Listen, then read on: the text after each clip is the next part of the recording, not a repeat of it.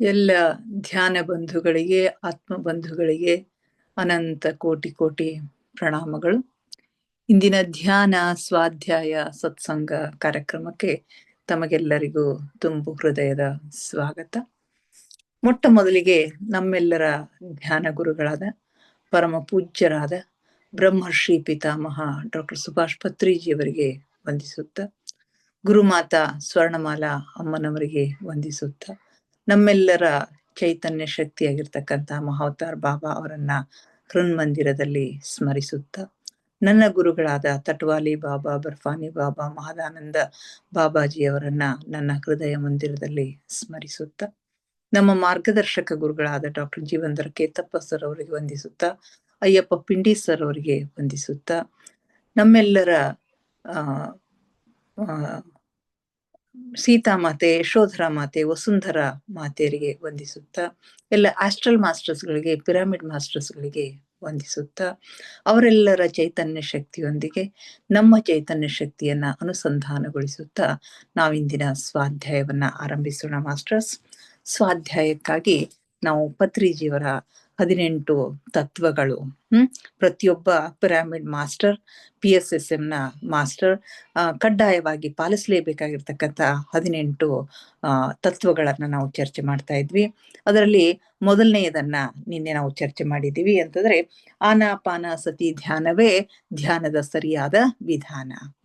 ಧ್ಯಾನದಲ್ಲಿ ಸಾಕಷ್ಟು ನೂರಾರು ವಿಧಾನಗಳಿವೆ, ಆದರೆ ಅದೆಲ್ಲದರಲ್ಲಿನೂ ಅತ್ಯಂತ ಸರಳವಾಗಿರ್ತಕ್ಕಂಥ, ಅತ್ಯಂತ ಪರಿಣಾಮಕಾರಿಯಾಗಿರ್ತಕ್ಕಂಥ ವಿಧಾನ ಯಾವುದು ಅಂತಂದ್ರೆ ಆನಾಪಾನಸತಿ ಧ್ಯಾನ. ಏನು ನಾವು ಈಗ ಮಾಡ್ತಾ ಇದ್ದೀವಲ್ಲ, ಉಸಿರಿನ ಮೇಲೆ ಗಮನ ಹರಿಸಿ ಮಾಡ್ತಕ್ಕಂಥ ಒಂದು ಧ್ಯಾನ ಅತ್ಯಂತ ಪರಿಣಾಮಕಾರಿಯಾಗಿರ್ತಕ್ಕಂಥ ಧ್ಯಾನ. ಈ ಧ್ಯಾನವನ್ನೇ ಎಲ್ಲ ಮಾಸ್ಟರ್ಸ್ಗಳು, PSSM ಮಾಸ್ಟರ್ಸ್ಗಳು ಮಾಡಬೇಕು. ಈ ಧ್ಯಾನವನ್ನೇ ಮಾಡ್ಲಿಕ್ಕೆ ಎಲ್ಲರಿಗೂ ಹೇಳಬೇಕು ಅಂತಕ್ಕಂಥ ಮಾತನ್ನ ನಮ್ಮ ಪತ್ರಿಜಿಯವರು ಹೇಳಿದ್ದಾರೆ. ಇನ್ನು ಎರಡನೆಯ ತತ್ವ ಏನು ಅಂತಂದ್ರೆ, ಸರಿಯಾದ ಆಧ್ಯಾತ್ಮಿಕ ಪುಸ್ತಕಗಳನ್ನ ಓದಿ ಅವುಗಳನ್ನು ಓದಲು ಇತರರಿಗೂ ಪ್ರೋತ್ಸಾಹಿಸಿ. ಸರಿಯಾದ ಆಧ್ಯಾತ್ಮಿಕ ಪುಸ್ತಕಗಳು, ಅವುಗಳನ್ನ ನೀವು ಓದ್ರಿ ಮತ್ತು ಇತರರಿಗೂ ಕೂಡ ಅವುಗಳನ್ನ ಓದ್ಲಿಕ್ಕೆ ಪ್ರೋತ್ಸಾಹ ಮಾಡ್ರಿ ಅಂತ ಹೇಳಿ ಹೇಳ್ತಾರೆ. ಒಳ್ಳೊಳ್ಳೆಯ ಲೇಖಕರು ಬರೆದಿರ್ತಕ್ಕಂಥ, ಅದರಲ್ಲೂ ಧ್ಯಾನಿಗಳು, ಮಹಾ ತಪಸ್ವಿಗಳು, ಇಂಥವ್ರು ತಮ್ಮ ಅನುಭವದಿಂದ ಬರೆದಿರ್ತಕ್ಕಂಥ ಎಷ್ಟೆಷ್ಟೋ ಜ್ಞಾನ, ನಮಗೆ ಗೊತ್ತಿರದೇ ಇರ್ತಕ್ಕಂಥ ಆಧ್ಯಾತ್ಮಿಕ ಜ್ಞಾನ, ಆತ್ಮಕ್ಕೆ ಸಂಬಂಧಪಟ್ಟಿರ್ತಕ್ಕಂಥ ಜ್ಞಾನ, ಅದಕ್ಕೆ ಸಂಬಂಧಪಟ್ಟಿರ್ತಕ್ಕಂಥ ಪುಸ್ತಕಗಳನ್ನ ನೀವು ಓದ್ರಿ, ಮತ್ತೊಬ್ಬರಿಗೂ ಕೂಡ ಓದ್ಲಿಕ್ಕೆ ಪ್ರೋತ್ಸಾಹಿಸಿರಿ ಅಂತ ಹೇಳಿ ಹೇಳ್ತಾರೆ. ನಮಗೆಲ್ಲ ಗೊತ್ತು, ಪುಸ್ತಕಗಳು ಬಹುದೊಡ್ಡ ಸ್ನೇಹಿತ, ಜ್ಞಾನದ ಭಂಡಾರ ಅದು. ಪುಸ್ತಕದ ಓದು ಅದರ ಲಾಭ ಏನು ಅನ್ನೋದನ್ನ ನಾವು ಇಷ್ಟೇ ಅಂತ ಹೇಳಿಕ್ಕೆ ಸಾಧ್ಯ ಇಲ್ಲ. ಅಪಾರವಾಗಿರ್ತಕ್ಕಂಥ ಲಾಭ ಅದರಿಂದ ಅದ. ಹೀಗಾಗಿ ಪತ್ರಿಜಿಯವರು ಎಲ್ಲರಿಗೂ ಪುಸ್ತಕಗಳನ್ನ ಓದ್ಲಿಕ್ಕೆ ಹೇಳ್ತಾರೆ, ಬರೀಲಿಕ್ಕೆ ಹೇಳ್ತಾರೆ. ಲಕ್ಷಾಂತರ ಪುಸ್ತಕಗಳನ್ನ ಅವರು ಓದಿದ್ದಾರೆ. 1.5 ಲಕ್ಷದಷ್ಟು ಪುಸ್ತಕಗಳನ್ನ ಓದಿದ್ದೀನಿ ಅಂತ ಹೇಳಿ ಹೇಳ್ತಾರೆ. ಆ ಮಹಾತ್ಮರ ವಿಚಾರಧಾರೆಗಳನ್ನ ಅರಿತುಕೊಂಡು ಅದರಿಂದ ಪ್ರಭಾವಿತರಾಗಿ ಅವರೆಲ್ಲರಲ್ಲಿ ಇರ್ತಕ್ಕಂಥ ಒಳ್ಳೊಳ್ಳೆಯ ಸಂಗತಿಗಳನ್ನ ತೆಗೆದುಕೊಂಡು, ದಿ ಬೆಸ್ಟ್ ಥಿಂಗ್ಸ್ ಗಳನ್ನ, ಒಳ್ಳೊಳ್ಳೆಯ ಸಂಗತಿಗಳನ್ನ ತೆಗೆದುಕೊಂಡು PSSM ನ ಸ್ಥಾಪನೆಯನ್ನ ನಾನು ಮಾಡಿದ್ದೇನೆ ಅಂತ ಹೇಳಿ ಪತ್ರಿಜಿಯವರು ಒಂದ್ ಕಡೆಗೆ ಹೇಳ್ಕೊತಾರೆ. ಆದ್ರೆ ಇತ್ತೀಚೆಗೆ ಪುಸ್ತಕದ ಓದು ಬಹಳಷ್ಟು ಕಡಿಮೆ ಆಗ್ತಾ ಇದೆ. ಬರೀ ಮೊಬೈಲ್ನಲ್ಲಿ ಎಲ್ಲ ಜ್ಞಾನ ಇವತ್ತು ಸಿಗ್ತಾ ಇದೆ.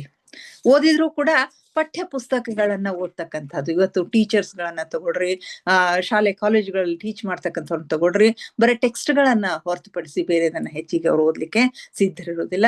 ಆದ್ರೆ ಆ ರೀತಿಯ ಓದು ಬೇಡ. ನಮ್ಮ ಆತ್ಮದ ಹಸಿವನ್ನ ನೀಗಿಸ್ತಕ್ಕಂಥ, ಒಂದು ನಮ್ಮ ಆತ್ಮೋದ್ಧಾರಕ್ಕೆ ಅನುಕೂಲವಾಗ್ತಕ್ಕಂಥ ಪುಸ್ತಕಗಳ ಓದನ್ನ ನಾವು ಮಾಡಬೇಕು ಅಂತ ಹೇಳಿ ಹೇಳ್ತಾರೆ. ಸೊ ಆ ದಿಶೆಯಲ್ಲಿನೇ ನಮ್ಮ ಈ ಎಲ್ಲ ಪ್ರೋಗ್ರಾಮ್ಗಳು, PSSM ನ ಪ್ರೋಗ್ರಾಮ್ಗಳು ಜಾರಿಯಾಗಿರೋದನ್ನ ನಾವು ಕಾಣ್ತಾ ಇದ್ವಿ. ಇತ್ತೀಚೆಗಷ್ಟೇ ಬಹುಶಃ ಜ್ಞಾನಿಗಳಿಗೆಲ್ಲ ಗೊತ್ತು, ನಮ್ಮ ವಸುಂಧರಾ ವಾರಿಯರ್ಸ್ ಗ್ರೂಪ್ ನಲ್ಲಿ ಇರ್ತಕ್ಕಂಥವ್ರಿಗೆಲ್ಲರಿಗೂ ಗೊತ್ತು, ನಮ್ಮ ಅಯ್ಯಪ್ಪ ಪಿಂಡಿ ಸರ್ ಅವರು ಇಂಗ್ ಯಾಂಗ್ ಚಾಲೆಂಜ್ ಅಂತ ಹೇಳಿ ಒಂದು ಚಾಲೆಂಜ್ ಅನ್ನ ಕೊಟ್ಟಿದ್ರು. ಅಲ್ಲಿ 69 ದಿವಸಗಳ ಒಂದು ಚಾಲೆಂಜ್. ಆ ಚಾಲೆಂಜ್ನಲ್ಲಿ ಧ್ಯಾನ ಮಾಡೋದು ಕಂಪಲ್ಸರಿ, ಪುಸ್ತಕ ಓದೋದು ಕಂಪಲ್ಸರಿ. ನಮ್ಮಲ್ಲಿ ಇರ್ತಕ್ಕಂಥ ಒಂದು ಟ್ಯಾಲೆಂಟ್ ಅನ್ನ ರಂಗೋಲಿ ಹಾಕ್ತಿರೋ ಅಥವಾ ಚಿತ್ರ ಬಿಡಿಸ್ತಿರೋ, ಅವು ಏನ್ ಮಾಡ್ತಿರೋ, ಸಂಗೀತ ಹಾಡ ಹಾಡ್ತಿರೋ, ಅದೆಲ್ಲನೂ ಕಂಪಲ್ಸರಿಯಾಗಿ ಮಾಡ್ಬೇಕು ಅಂತ ಹೇಳಿದ್ರು. ಅಂಥ ಸಂದರ್ಭದಲ್ಲಿ ಎಷ್ಟೋ ಜನರು ಕನಿಷ್ಠ 10 ಪೇಜ್ ಆದ್ರೂ, ಒಂದು ದಿವಸದಲ್ಲಿ 10 ಪೇಜ್ ಆದ್ರೂ ಒಂದು ಪುಸ್ತಕವನ್ನ ನೀವು ಓದ್ಬೇಕು ಅಂತಂದಾಗ, ಒಬ್ಬ ತಾಯಿ ತನ್ನ ಅನಿಸಿಕೆಯನ್ನ ಹೇಳ್ಕೊಳ್ತಾ ಇದ್ಲು. ನಾನು ಕೇಳಿದೆ. ಅವಳಿಗೆ ಅಕ್ಷರಗಳು ಸರಿಯಾಗಿ ಕಾಣಿಸೋದಿಲ್ಲ. ದುರ್ಬಿನ್ನನ್ನ ಹಿಡ್ಕೊಂಡು ಪ್ರತಿ ದಿವಸ 10 ಪೇಜ್ನಷ್ಟು ನಾನು ಓದ್ತೀನಿ ಅಂತ ಹೇಳಿದ್ಲು. ಅಂದ್ರೆ ಅದನ್ನ ರೂಢಿಸ್ಕೊಳ್ತಾ ಇದ್ರು. ಈ ಪುಸ್ತಕದ ಓದು ಇದು ಎಂಥ ಜ್ಞಾನವನ್ನ ನಮಗ್ ಕೊಡ್ತದ ಅನ್ನೋದನ್ನ ಕೆಲವರು ಮಹಾತ್ಮರನ್ನ ನೋಡಿದಾಗ ನಮ್ಗೆ ಗೊತ್ತಾಗತ್ತೆ. ವಿವೇಕಾನಂದರು ಅವ್ರು ಎಷ್ಟು ಗ್ರಂಥಗಳ ಪಠಣವನ್ನ ಮಾಡ್ತಾ ಇದ್ರು.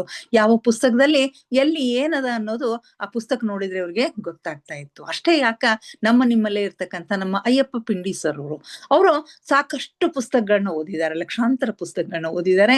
ಅವರಿಗೂ ಕೂಡ ಯಾವ ಪುಸ್ತಕದಲ್ಲಿ ಏನಿದೆ ಅನ್ನೋದು ಗೊತ್ತಾಗುತ್ತೆ ಅಂತ ಒಂದ್ಸರಿ ಅವರು ಹೇಳ್ತಾ ಇದ್ರು. ಯಾವ ಪುಸ್ತಕದಲ್ಲಿ ಏನಿದೆ, ನಾನು ಏನು ಓದ್ಬೇಕಂತೀನೋ ಅಲ್ಲೇ ನನ್ನ ಬೆರಳು ಹೋಗ್ಬಿಡ್ತದ, ಅದನ್ನೇ ನಾನು ಓಪನ್ ಮಾಡ್ತೀನಿ ಅಂತ ಹೇಳ್ತಿದ್ರು. ಆಮೇಲೆ ಅಲ್ಲಿ ಯಾವ್ದಾದ್ರು ಒಂದು ವಿಷಯ ಅವ್ರಿಗೆ ಸ್ಟಕ್ ಆಯ್ತು, ಅದು ತಿಳಿಲಿಲ್ಲ ಅಂತಂದ್ರೆ ಮೂಲ ಲೇಖಕರಿಗೆ ಕನೆಕ್ಟ್ ಆಗಿ ಅದನ್ನ ಯಾರು ಬರ್ದಾರೋ ಅವರಿಗೆ ಕನೆಕ್ಟ್ ಆಗಿ ಆ ವಿಷಯವನ್ನ ಕ್ಲಿಯರ್ ಮಾಡ್ಕೊಂಡು, ಸ್ಪಷ್ಟ ಮಾಡ್ಕೊಂಡು ಮುಂದುವರಿತೀನಿ ಅಂತಕ್ಕಂಥ ಮಾತನ್ನ ಹೇಳ್ತಿದ್ರು. ಅಂಥ ಒಂದು ಶಕ್ತಿ ಈ ಪುಸ್ತಕದ ಓದಿಗೆ ಇದೆ.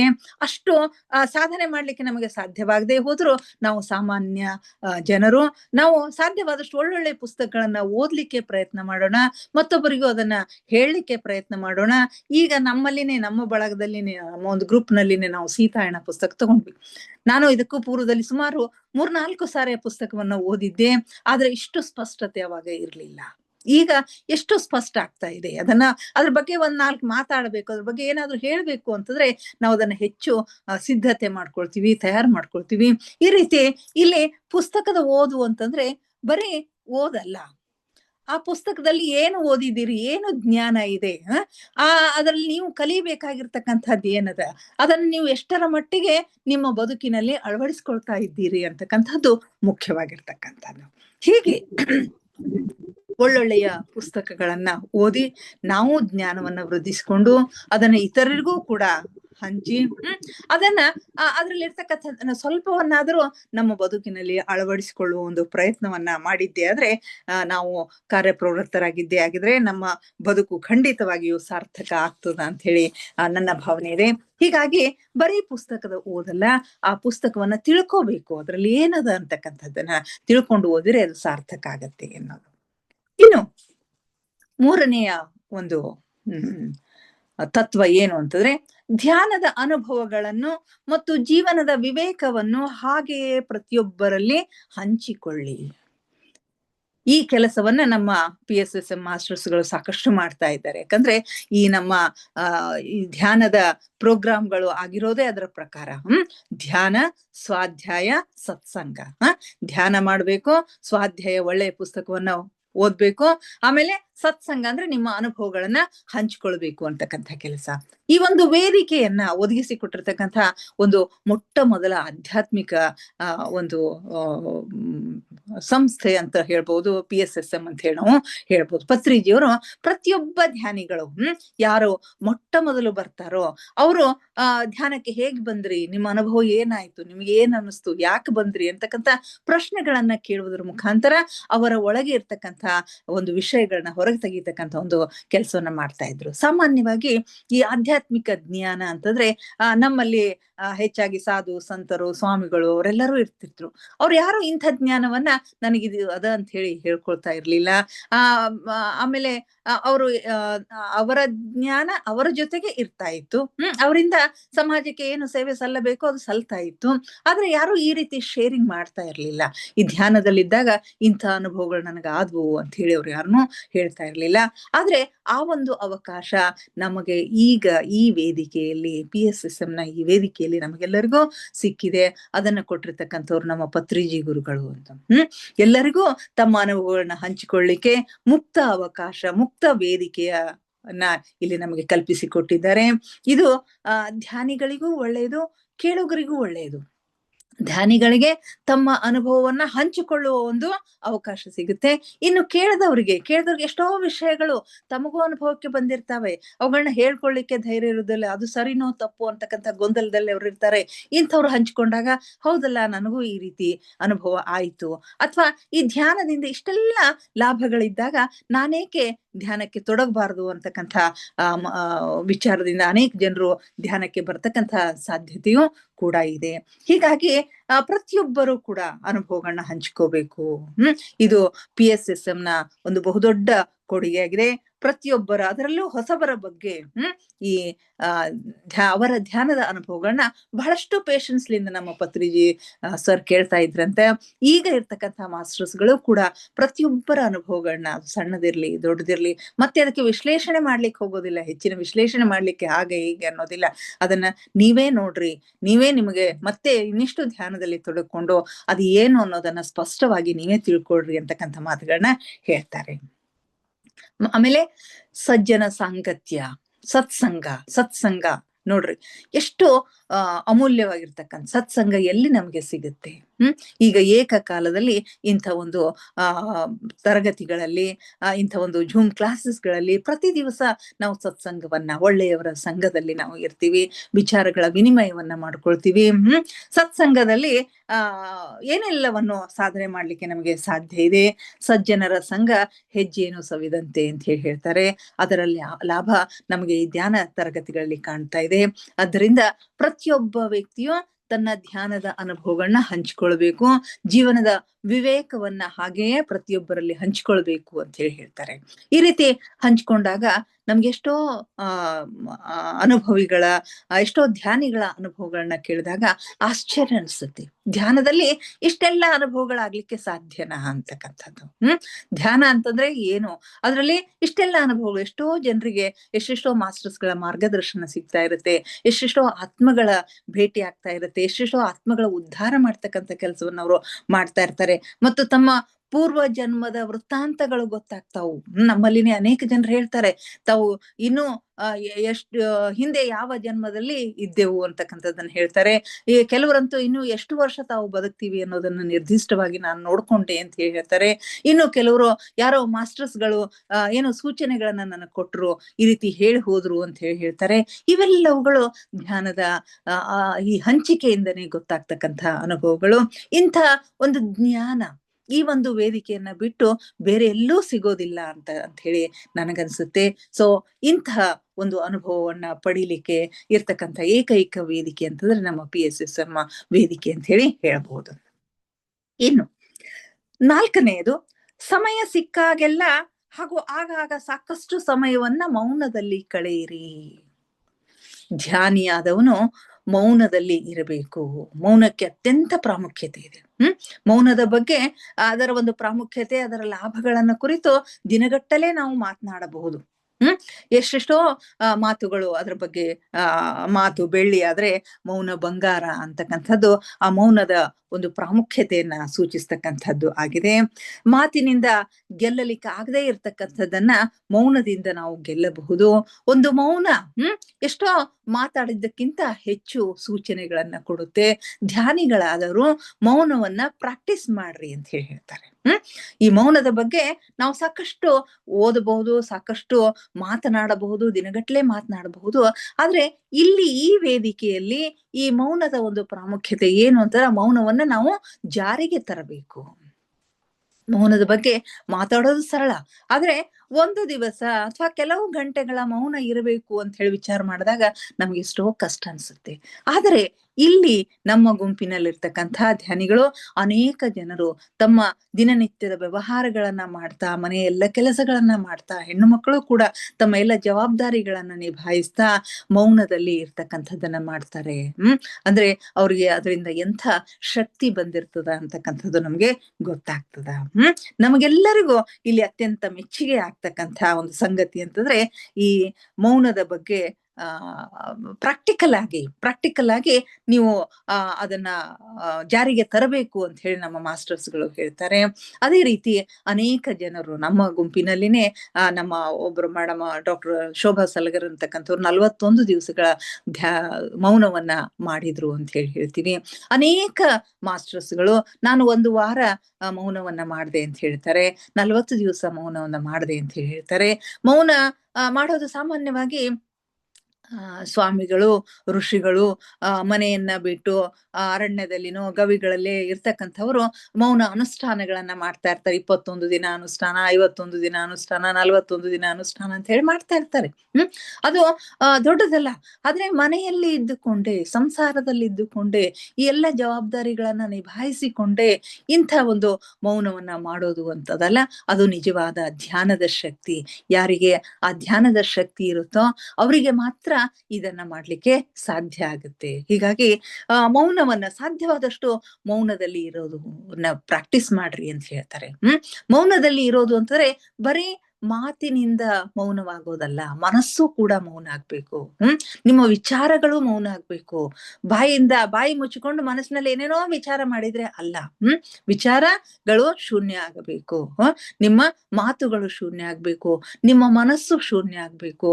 ಯಾವಾಗ ಮನಸ್ಸು ಶೂನ್ಯ ಆಗ್ತದೋ ಆವಾಗ ನೀವು ಧ್ಯಾನದತ್ತ ಹೆಚ್ಚಿನ ಒಲವನ್ನ ಬೆಳೆಸ್ಕೊಳ್ತೀರಿ. ಧ್ಯಾನ ಸಾಧನೆ ಆಗ್ತದ ಅಂತಕ್ಕಂಥ ಮಾತುಗಳನ್ನ ಹೇಳ್ತಾ, ಇವೆಲ್ಲವುಗಳನ್ನ ಕಡ್ಡಾಯವಾಗಿ ಪ್ರಿನ್ಸಿಪಲ್ಸ್ ಅಂತೆ, ತತ್ವಗಳಂತ ಹೇಳಿ ಮಾಡಿ ನಮ್ಮ ಬದುಕಿನಲ್ಲಿ ಇವುಗಳನ್ನ ಅಳವಡಿಸ್ಕೊಳ್ಳಿಕ್ಕೆ ಪತ್ರಿಜಿಯವರು ಹೇಳಿದ್ದಾರೆ. ಬಹಳಷ್ಟು ಸರಳವಾಗಿರ್ತಕ್ಕಂಥ, ಸುಲಭವಾಗಿರ್ತಕ್ಕಂಥ ತತ್ವಗಳು ಇವು ಆಗಿವೆ. ಇವುಗಳನ್ನ ಪ್ರತಿಯೊಬ್ಬ ಪಿರಮಿಡ್ ಮಾಸ್ಟರ್ ತನ್ನ ಬದುಕಿನಲ್ಲಿ ಅಳವಡಿಸಿಕೊಳ್ತಾ ಇದ್ದಾರೆ. ಹೀಗಾಗಿ ಇವತ್ತಿಗೆ ಇಷ್ಟು ಈ 3 ಪ್ರಿನ್ಸಿಪಲ್ಸ್ಗಳನ್ನ, ತತ್ವಗಳನ್ನ ಚರ್ಚೆ ಮಾಡಿದ್ವಿ. ಮುಂದಿನವುಗಳನ್ನ ನಾಳೆ ಚರ್ಚೆ ಮಾಡೋಣ. ಈಗ ಧ್ಯಾನಕ್ಕೆ ಸಿದ್ಧರಾಗಿ ಮಾಸ್ಟರ್ಸ್. ಯಾವುದಾದ್ರೂ ಒಂದು ಸ್ಥಿರ ಸುಖಾಸನದಲ್ಲಿ ಕುಳಿತುಕೊಳ್ಳಿ.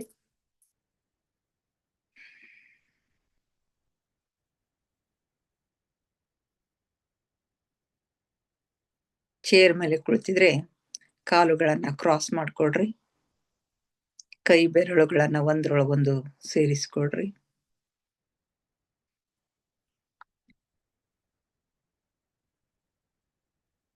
ಕಣ್ಣುಗಳನ್ನ ನಿಧಾನವಾಗಿ ಮುಚ್ಚಿ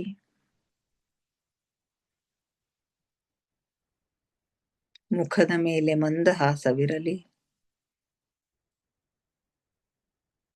ದೇಹದ ಯಾವ ಭಾಗದಲ್ಲಿಯೂ ಬಿಗಿತ ಬೇಡ. Relax, relax, relax please.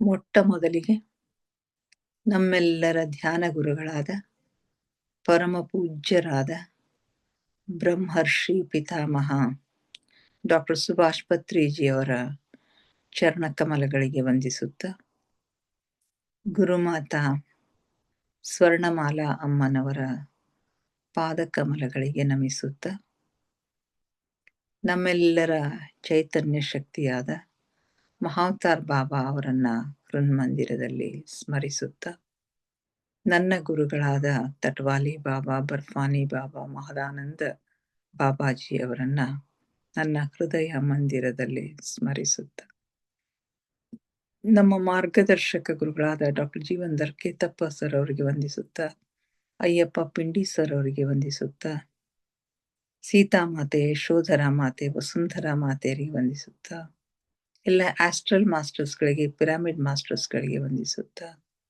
ಬ್ರಹ್ಮರ್ಷಿಗಳು, ಬ್ರಹ್ಮರ್ಷಿ ಪತ್ನಿಯರಿಗೆ ವಂದಿಸುತ್ತ, ಸಪ್ತರ್ಷಿಗಳು, ಸಪ್ತರ್ಷಿ ಪತ್ನಿಯರಿಗೆ ವಂದಿಸುತ್ತ, ಅವರೆಲ್ಲರ ಚೈತನ್ಯ ಶಕ್ತಿಯೊಂದಿಗೆ ನಮ್ಮ ಚೈತನ್ಯ ಶಕ್ತಿಯನ್ನ ಅನುಸಂಧಾನಗೊಳಿಸುತ್ತ ನಾವಿಂದಿನ ಧ್ಯಾನವನ್ನ ಆರಂಭಿಸೋಣ ಮಾಸ್ಟರ್ಸ್. ಅವರೆಲ್ಲರೂ ನಮ್ಮ ಜೊತೆಗೆ ಜ್ಯೋತಿ ಸ್ವರೂಪದಲ್ಲಿ ಬಂದು ಧ್ಯಾನದಲ್ಲಿ ಕುಳಿತಿದ್ದಾರೆ ಎಂದು ಭಾವಿಸುತ್ತ ಅವರೆಲ್ಲರನ್ನ ಹೃದಯಪೂರ್ವಕವಾಗಿ ಆಹ್ವಾನಿಸುತ್ತ ನಾವಿಂದಿನ ಧ್ಯಾನವನ್ನ ಆರಂಭಿಸೋಣ ಮಾಸ್ಟರ್ಸ್. ಕೇವಲ ಸಹಜ ಶ್ವಾಸದ ಮೇಲೆ ಗಮನ.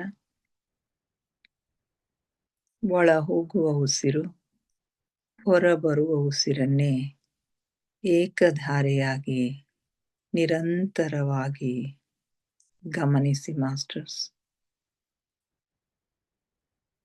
ಯಾವ ಆಲೋಚನೆಗಳು ಬೇಡ. ಆಲೋಚನೆಗಳು ಬಂದರೆ ಅವುಗಳನ್ನು ಬದಿಗೆ ಸರಿಸಿ ಮತ್ತೆ ಉಸಿರಿನ ಮೇಲೆ ಗಮನ ಹರಿಸಿ ಮಾಸ್ಟರ್ಸ್.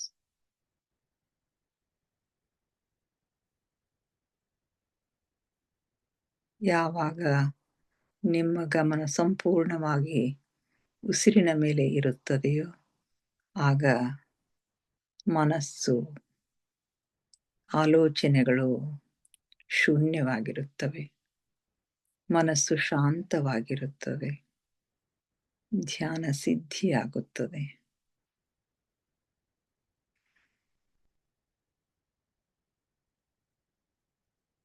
ಒಂದೊಂದು ಉಸಿರನ್ನು ಗಮನಿಸಿ ಮಾಸ್ಟರ್ಸ್. ಯಾವ ಉಸಿರು ನಿಮ್ಮ ಗಮನವನ್ನು ಹೊಂದದೆ ಹೋಗದಿರಲಿ, ಗಮನಕ್ಕೆ ಬಾರದೆ ಹೋಗದಿರಲಿ.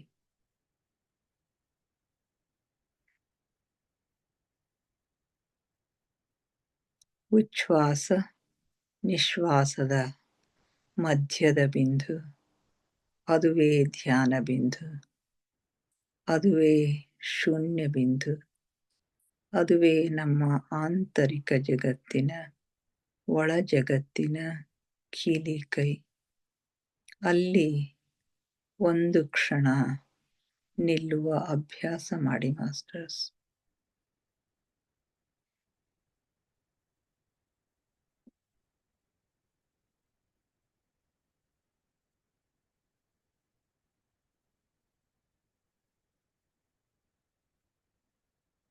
ಆಲಿಸಿ ಆಲಿಸಿ ಸೂಕ್ಷ್ಮ ನಾದಗಳನ್ನು, ಸೂಕ್ಷ್ಮ ಸ್ವರಗಳನ್ನು ಆಲಿಸಿ. ದಿನದ 24 ಗಂಟೆ ಸಂಗೀತ ಸೇವೆಗೈಯುವ ಜೀರುಂಡೆಯ ನಾದವನ್ನು ಆಲಿಸಿ, ಘಂಟಾನಾದವನ್ನು ಆಲಿಸಿ, ಓಂಕಾರ ನಾದವನ್ನು ಆಲಿಸಿ ಮಾಸ್ಟರ್. ನೀವೆಷ್ಟು ಸೂಕ್ಷ್ಮಗಳನ್ನು ಆಲಿಸಲು ಸಮರ್ಥರಾಗುವಿರೋ ಅಷ್ಟು ಒಳ ಜಗತ್ತಿನ, ಸೂಕ್ಷ್ಮ ಜಗತ್ತಿನ ಆಗು ಹೋಗುಗಳು ನಿಮ್ಮ ಗಮನಕ್ಕೆ ಗೋಚರಿಸುತ್ತವೆ ಮಾಸ್ಟರ್ಸ್.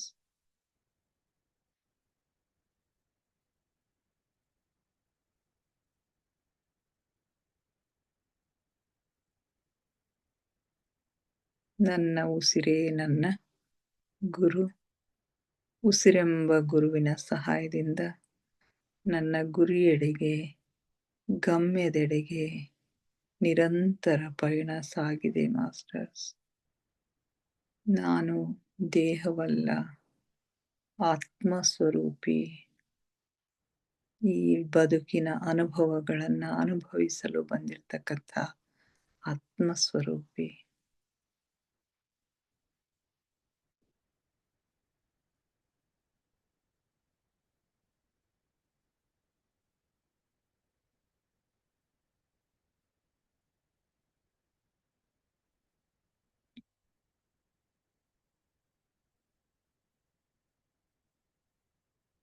ಧ್ಯಾನ ಆಳವಾಗ್ತಾ ಇದೆ.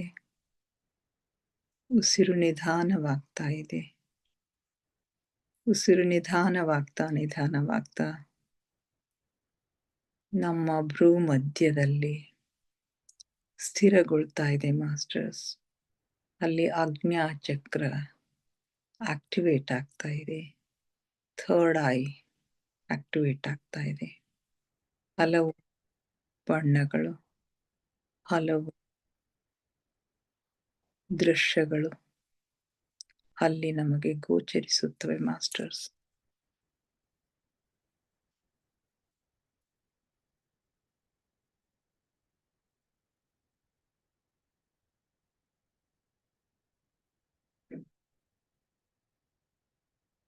ಆಳವಾದ ಧ್ಯಾನದ ಹಾಲ್ಗಡಲಿನಲ್ಲಿ ನಿಮ್ಮನ್ನು ನೀವು ಮುಳುಗಿಸಿ ಮಾಸ್ಟರ್ಸ್. ಅನುಭವಿಸಿ, ಆನಂದಿಸಿ, ಆಹ್ಲಾದಿಸಿ.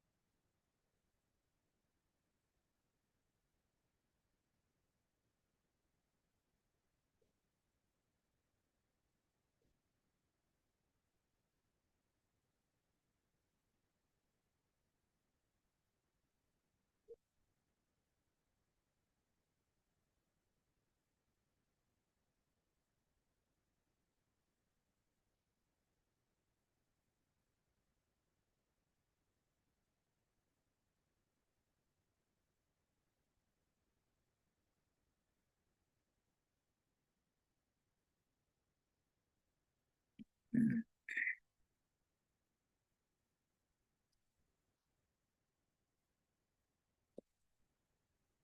ಹ್ಮ್.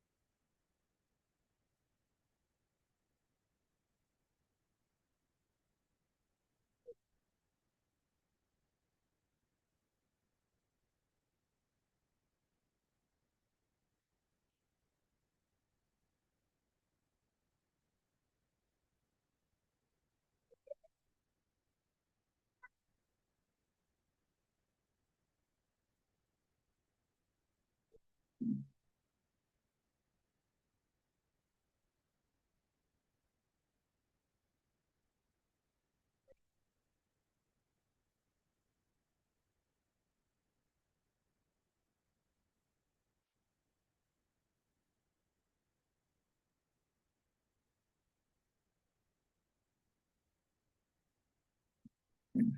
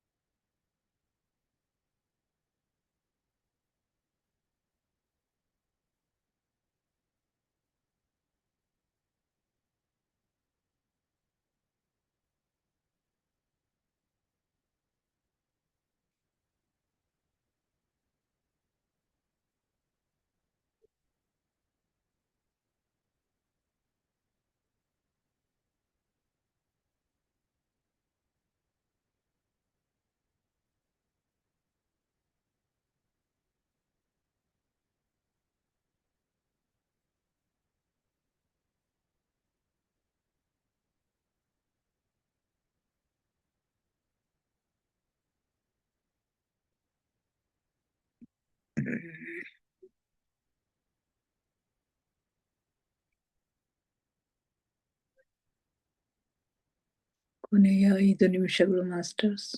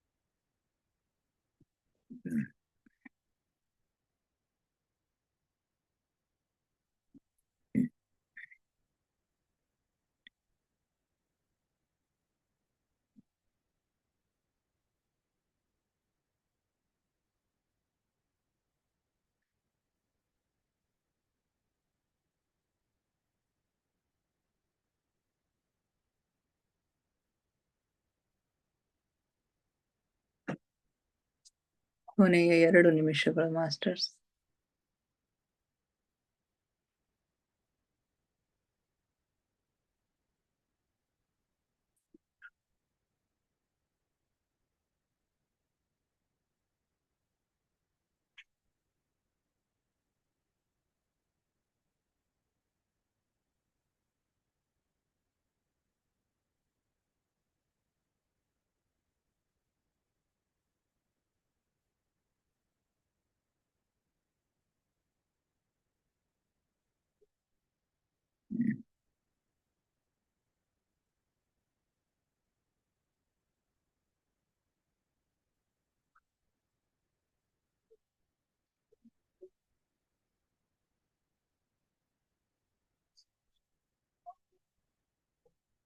ಕೊನೆಯ 1 ನಿಮಿಷ.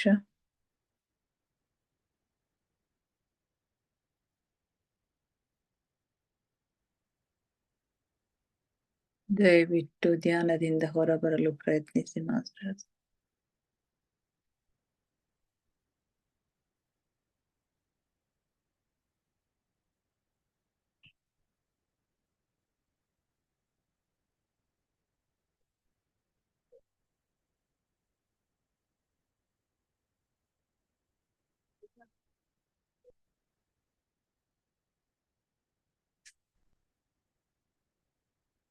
Thirty seconds.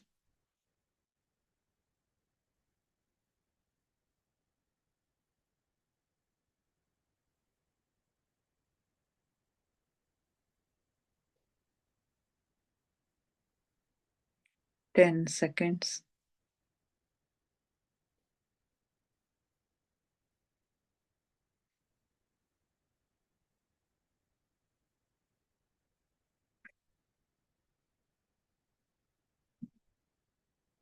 5, 4, 3, 2, 1, 0. ನಿಧಾನವಾಗಿ ನಿಮ್ಮ ಕೈ ಬೆರಳುಗಳನ್ನ ಬಿಡಿಸ್ಕೊಂಡು ಕಣ್ಣಿನ ಮೇಲೆ ಇಟ್ಕೊಳ್ಳಿ ಮಾಸ್ಟರ್ಸ್. 5 seconds. 5, 4, 3, 2, 1, 0. ನಿಧಾನವಾಗಿ ಕಣ್ಣಿನ ಮೇಲಿನ ಕೈಗಳನ್ನ ತೆಗೀರಿ. ಕಣ್ಣುಗಳನ್ನ ನಿಧಾನವಾಗಿ ಓಪನ್ ಮಾಡಿ masters. Thank you, thank you, thank you everybody. ನಮ್ಮ ಧ್ಯಾನಕ್ಕೆ ಶಕ್ತಿಯನ್ನ ನೀಡಿ ನಮ್ಮೊಂದಿಗೆ ಕುಳಿತು ಧ್ಯಾನ ಮಾಡಿದ ಎಲ್ಲ ಮಾಸ್ಟರ್ಸ್ಗಳಿಗೆ ಅನಂತ ಕೋಟಿ ಕೋಟಿ ಧನ್ಯವಾದಗಳನ್ನ ಅರ್ಪಿಸುತ್ತಾ, ನನ್ನೊಂದಿಗೆ ಧ್ಯಾನ ಮಾಡಿದ ತಮಗೆಲ್ಲರಿಗೂ ಮತ್ತೊಮ್ಮೆ ಧನ್ಯವಾದಗಳನ್ನ ಅರ್ಪಿಸುತ್ತಾ, thank you, thank you, thank you everybody.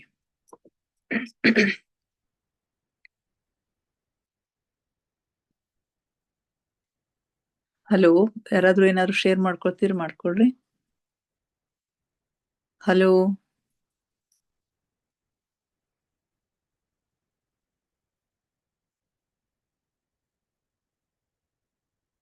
Hello Ganga.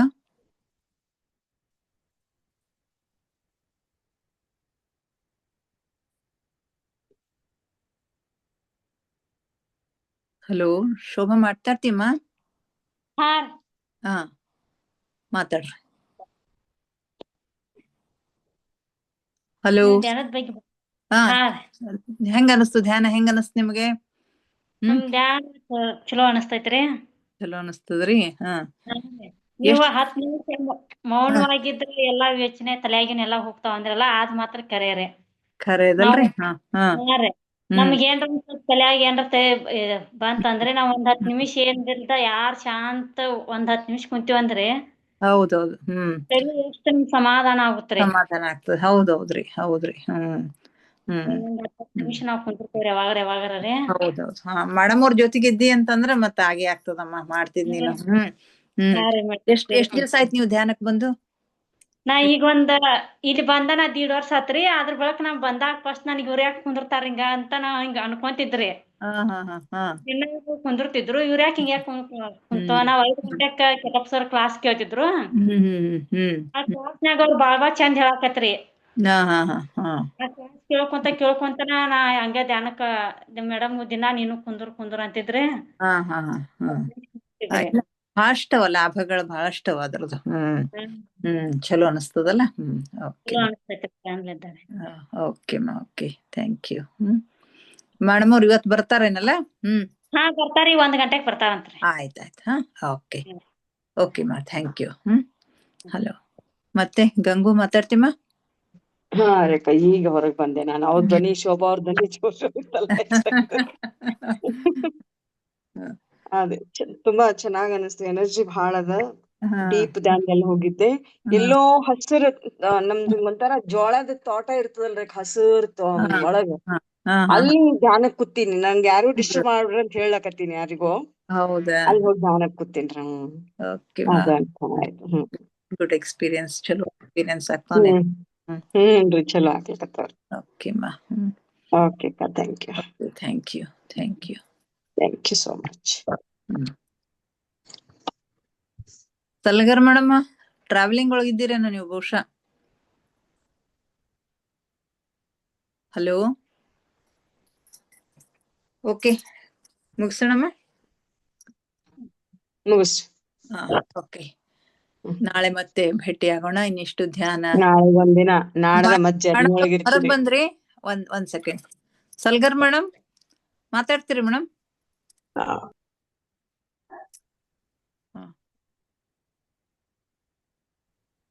ಅವರು ಟ್ರಾವೆಲಿಂಗ್. Hello madam. ಟ್ರಾವೆಲಿಂಗ್ ಹೋಗಿದ್ನಿ, ಈಗ ಮನೆಗ್ ಬಂದೆ. ನಾನು ಬಂದ್ರಿ ಈಗ? ಗುಣನೇ ಜಲ್ದಿನೇ ಬಂದಿರಂದ್ರ. ಹೆಂಗಾಯ್ತ್ರಿ ಮೇಡಮ್ ಇದು ಎಲ್ಲ? ಚಂದ ಐತ್ರಿ, ಚಲೋ ಆಯ್ತು. ಅದ್ರಲ್ಲಿ ಮತ್ತೆ ವೇಟ್ ಇದಕ್ಕ ಹೋಗ್ಬೇಕಂತಿತ್ತು, ಪಿರಮಿಡ್ಗೆ. ಅದು ಸ್ವಲ್ಪ ಮತ್ತ ಟೈಮ್ ಇದು ಆಗ್ತದಂತ ಹೇಳಿ ವಾಪಸ್ ಬಂದ್ಬಿಟ್ವಿ. ಮತ್ ರಾತ್ರಿ ಆಯ್ತಾ ನಿಮ್ಗ್ ತ್ರಾಸ ಆಗ್ತದಲ್ಲ? ಚಲೋ ಆಯ್ತು ಬರ್ರಿ. ಧ್ಯಾನ ಅಲ್ಲಾದ್ರ ಒಂದು 25 ಕಿಲೋಮೀಟರ್ ಆಕತ್ತಂದ್ರು. ಹೌದೌದು. ಮತ್ತೆ 50 ಆಗ್ತದಲ್ಲ ಅದು ವಾಪಸ್ ಹೌದು ಬರೋದಂತ ಹೌದು. ಬಂದ್ವಿ. ಚಲೋ ಮಾಡ್ರಿ. ಚಲೋ ಆತ್ರಿ. ಮೆಡಿಟೇಷನ್ ಕಾರ್ನ್ಯಾಗ ಅದೊಂದ್ ಹಚ್ಚಿದ್ನಿ ನಾನು. ಅದೇ ನೀವು ಜಾಯ್ನ್ ಆಗೋದ್ ಗೊತ್ತಾಯ್ತು ನನಗ್, ಕಾರ್ನಾಗೆ ಜಾಯ್ನ್ ಆಗಿರ ಅಂತ ಹೇಳಿ. ನಾಳೆಗೆ ಅಲ್ಲಿದೆಲ್ಲ ಶೇರ್ ಮಾಡ್ಕೊಡ್ರಿ ಮೇಡಮ್. ಅಲ್ಲಿ experience. Okay okay okay madam. Okay madam. Okay, thank you. Complete ಮೊನ್ನೆನು ನಡ್ಬರ್ಕೆ ಕಟ್ ಮಾಡ್ತಲ್ಲ ಮಾತಾಡೋ ಮುಂದೆ. ಹೌದೌದ್ರಿ. ಓಕೆ ಓಕೆ ಮೇಡಮ್, ನಾಳೆ ಮಾತಾಡೋಣ. Okay, thank you madam. Okay thank you madam. Okay, ನಾಳೆ ಮತ್ತೆ ಇನ್ನಿಷ್ಟು ಧ್ಯಾನ, ಸ್ವಾಧ್ಯಾಯ, ಸತ್ಸಂಗದೊಂದಿಗೆ ಭೇಟಿಯಾಗೋಣ. ಮುಗಿಸೋಣ masters. Okay, okay Rekha, thank you so much.